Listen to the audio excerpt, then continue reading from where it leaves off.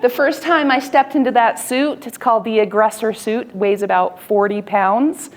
And I remember I run the Women's Self-Defense Program at the Weber County Sheriff's Office. And that was an amazing moment, stepping into that suit. So that is the aggressor suit. RAD is the Women's Self-Defense Program that I run at the Sheriff's Office. And the aggressor suit is the suit that we as instructors wear during the final simulation. And the final simulation is an opportunity for our students, our women students, to practice the techniques that they have learned in a semi-real simulated exercise. It's the stage that there can't be anything more real except for real life, and that is what we wear. Who said that? Oh my gosh, that's hilarious. All right, so that's me on the left, very first time I put that suit on. You guys, if you can imagine the squeaks that are happening as I walk, and if you can imagine how sweaty, like you're literally dripping wet in sweat. So that moment that I put that suit on, I remember it just that feeling of anxiety and that feeling where I definitely needed courage because I was about ready to stand in front of women who are going to fight back for the very first time in their lives. And that is an inspiration. This picture over here on the right is one of our students who is delivering some lovely blows to me right there. And I wasn't afraid of being hit. There was just that trepidation because it's such an extreme experience for all of our students. There they are fighting back for the first time. You can see a couple of those pictures. The aggressor is actually off of the ground. See that second picture there? Literally got him off the ground. It's amazing. So this experience was life-changing for me as a person. And it was life-changing for our students. Whoopsie. Okay. All right.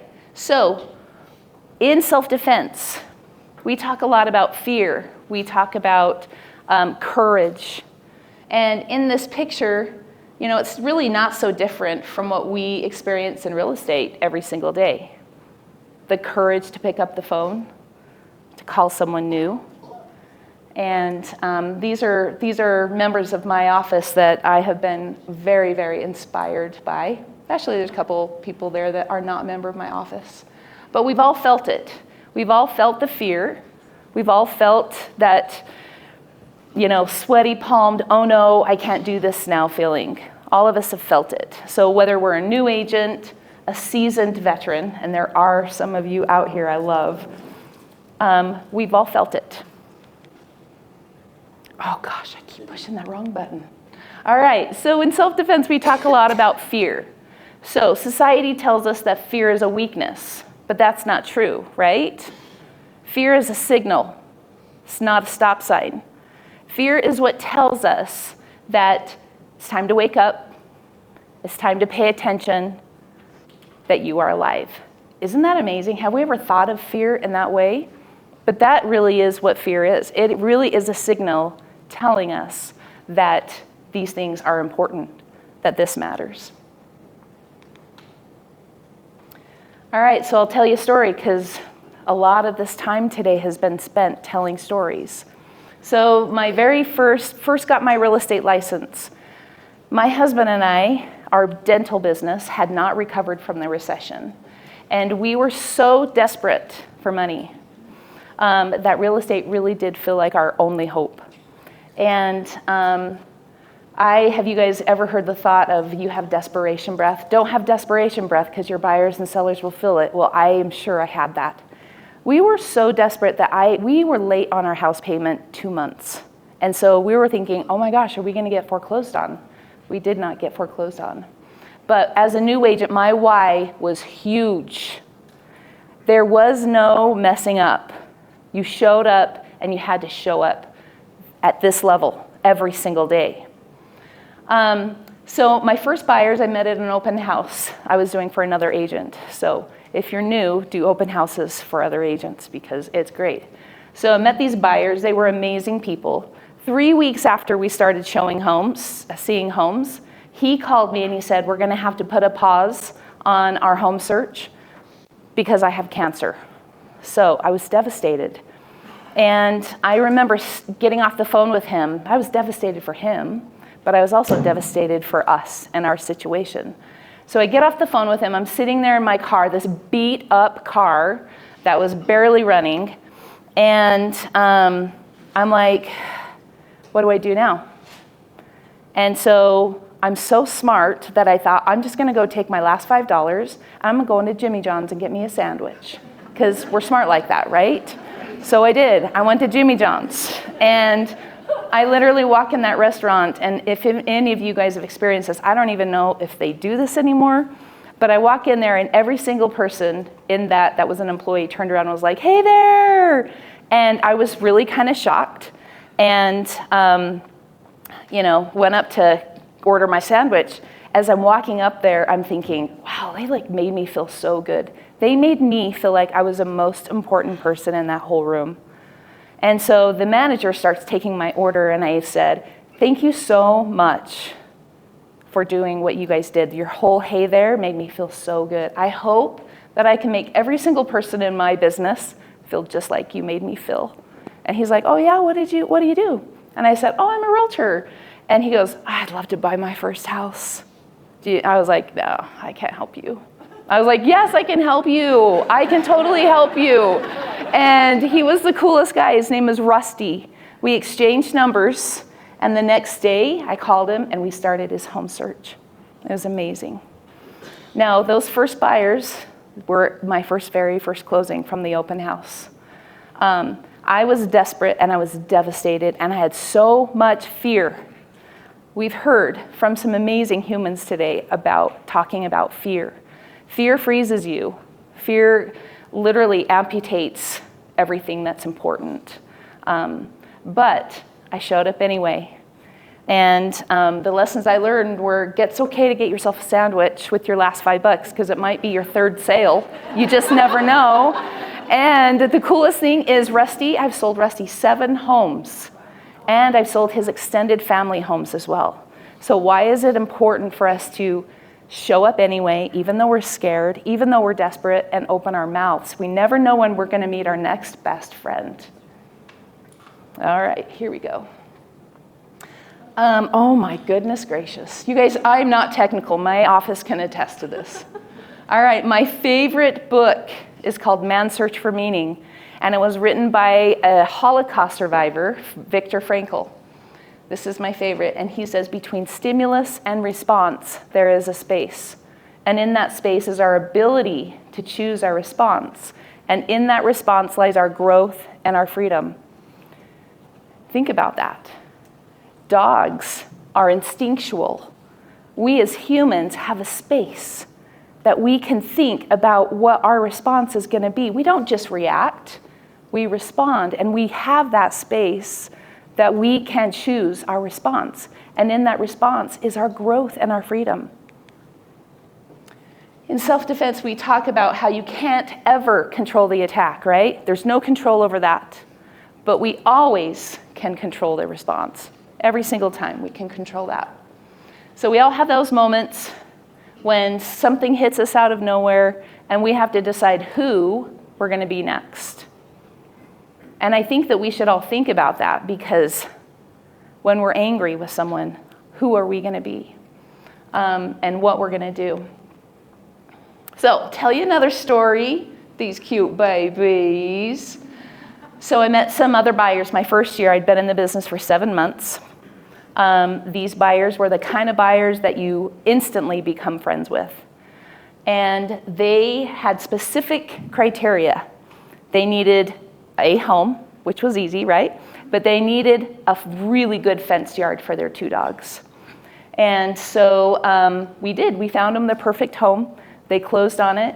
And this home had an orange wall and a blue wall and a purple wall and a pink wall. And then it had horrible carpet. So they went in and changed everything. And they were so excited because this was their first house. And they invited me over to look at what they had done with the place. And so I was stoked. And I could not wait to go over there. Now, they have 2 pit bulls. And I had a German Shepherd. And her best friend was a pit bull. So I was like, bring on these babies. Like, I am so excited to meet their dogs. So they gave me a tour of the house. And the dogs were kind of going nuts outside. Well, my buyer, the homeowner, he gets one, he puts a leash on the white one, and the brown one, he doesn't put a leash on. And he brings the dogs in, and they come in guns a-blazing. They are going nuts. And at that moment, the white one attacks me in their living room. Now, at the very last moment, I turned away from the dog. No, it's okay if we grab butts in this room. Okay, this is a safe place. He grabbed my butt, you guys, with his mouth, and he didn't let go. And I experienced some extreme injuries from that. So I was rushed to the ER, and after that, went home. And not only did I have some extreme physical injuries that took, you guys, I bet you I wasn't normal for like 3 years. Like, you don't sit normal for 3 years after that. Like, and I was like, I'm never gonna be a swimsuit model anymore. So, and I know, like, you would have thought that I would have been a swimsuit model, but it changed my life for a dear moment. And not only did they have to replace all of their living room carpet, so I'm going to spare you all the details, but it was a pretty extreme thing. They also ended up putting their dear pet down, which broke my heart. So I had to show homes 2 days later, but I did, and I sat on that freaking donut in the car, and I carried that blow-up donut with me everywhere I went for a year. And I was a laughingstock at sales meeting, but it was fun. But I had a lot of fear when I showed homes and I heard a dog barking. I froze, but I continued to show up. All right, so let's talk about Viktor Frankl's quote. The stimulus was the dog bite, right? The response is me deciding or choosing not to quit real estate for that reason. And to get up every single day. You guys, I had to choose every single morning, get up, get up, get up. It's okay. I was so afraid. I don't know why I was afraid of humans too. I was like so afraid of everything. But because of that, within that year, I looked back and I thought, man, because I didn't give up, I had freedom from fear from that. I had freedom to lead again in my business because we're all leaders, right? We're all business owners. And I showed up even when it did. So we can't choose the storm or the attack, but we can always choose who we will be in that, how we respond to that. Now, I went to their wedding 4 months after the attack, and we knew nobody, and we sat at this table, and people would come over, and they go, oh, who are you? And I'd go, oh, my name's Emily. She goes, how do you know Laura? And I go, oh, I'm her realtor. And they go, how's your butt? Every single one of them. And I was like, oh my gosh, I told no one because I was so horrified for them, right? But everybody knew about it, and I was like, oh, it's like, okay, you know? So I have sold Laura and Brady 8 homes. And I've sold their extended family multiple homes. It's all what we do with what we are given, right? It's all on how we respond. I love Martin Luther King Jr. He says the ultimate measure of a man is not where he stands in moments of convenience or comfort, but where he stands in times of challenge and controversy. That's courage. And you guys, I have seen it in my agents. I have seen it in my students. I see it every single day. I've seen it in our management team. And I see friends of mine in those 3 groups show up scared and anxious and devastated, but they show up. Thank you, Eric. I love you, man. All right, last story. Deep breath. This is my friend Michelle. Some of you might know her. She was the Northern Wasatch Association of Realtors board president last year. She is a beautiful soul. She owns her own brokerage, and she has a beautiful, beautiful son named Jonathan. Last year, Jonathan took his life. And it broke her mama heart in ways that words can't even hold. You guys, that kind of loss, it doesn't just hurt, it shatters. It changes who you are. It changes how you breathe. She showed me what true courage is, and she gave me permission, by the way, to share this story with you, because she wants her son's legacy to help others. You guys, she showed up for every single one of her clients. I witnessed this last year. She showed up for her clients. She showed up for her agents. All 2,500 of us, and many of you in here, didn't even know that that happened, but she still showed up for you. She showed up for everyone, and she showed me truly what courage looks like.